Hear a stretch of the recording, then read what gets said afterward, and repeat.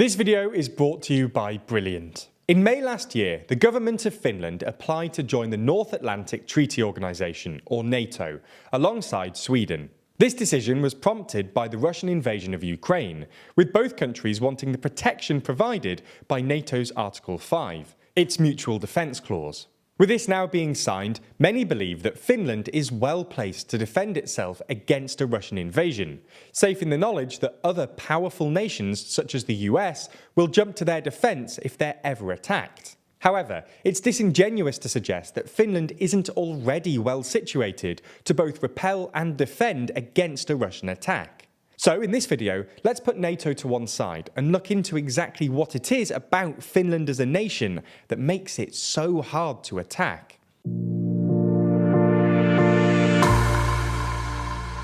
Before we start, if you haven't already, please consider subscribing and ringing the bell to stay in the loop and be notified when we release new videos.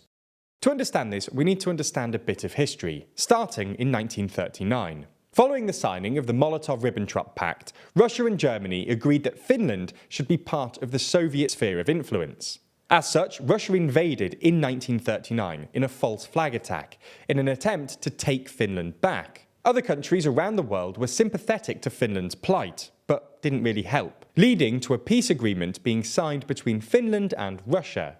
This was known as the Moscow Peace Treaty, in which about 9% of Finland's territory was ceded to the Soviet Union. This event, alongside a long history of invasion and war with Russia, has impacted the Finnish psyche enormously.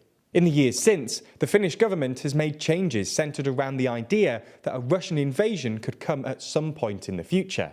There are essentially two main changes made that have put the Finnish government in such a strong position: bunkers and conscription. It's also worth noting, though, that their unique geography also helps them to deter Russian aggression.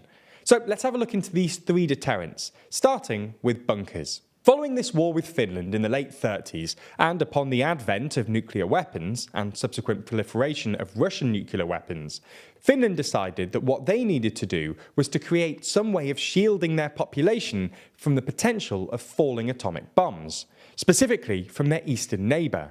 So in 1958, they passed the Civil Defences Act. This act essentially told the Ministry for the Interior that they were responsible for creating shelters in high-risk areas and for evacuating the civilian population if war does come. This is still effectively the case, although the government now requires any property developers who create a building larger than 1,200 square metres to also include a bunker. Anyway, since the Act passed, the entire Helsinki population of 640,000 people can now be housed in around 5,500 bunkers. And across Finland as a whole, there are more than 54,000 bunkers, which can house nearly 4.4 million people. The secret to why Finland has this unbelievable number of nuclear bunkers, where other countries normally have next to nil, is down to their dual purpose. Most of these bunkers serve a pretty standard purpose in peacetime, with some being used as children's soft play centres and go-kart tracks, for example. Often hidden in storage cupboards, these bunkers also have equipment necessary for nuclear shelter, including food, bedding, sanitation and hospital equipment. The result from all of this is that if struck with a nuclear weapon, Finland would likely to be able to survive a lot longer than any other nation. It's also worth noting that alongside these bunkers, companies in Finland are told to stockpile essentials. For example, it has 6 months' worth of all major fuel, its grain sits in stockpiles, and pharmaceutical companies need to have 3 to 10 months of imported drugs at all times. This mindset is present across Finnish society, and the government, business and media meet regularly to plan how they would work together if the worst did happen. So if nukes fall, they're ready, have a plan, and have the necessary supplies to survive in bunkers. If Russia tries something more conventional, for example a ground-based invasion, they also have a plan and can use these supplies to keep the nation running through wartime. So let's move on to the next thing that Finland has done to try and deter Russia: introduce conscription. Finland is one of few countries that has employed universal male conscription, for everyone aged between 18 and 29. In reality, this means that Finland has the 5th highest number, in raw terms, of reserve personnel of any country in the world. Finland has a reserve military totalling 900,000 people. And this is no small feat. What this means in reality for a ground-based invasion is that a huge proportion of the population will have some battle readiness and experience with firearms and field exercises. For example, Ukraine only has 250,000 military reservists, despite the fact that their population is significantly larger. Additionally, the wider Finnish military is by no means unprepared.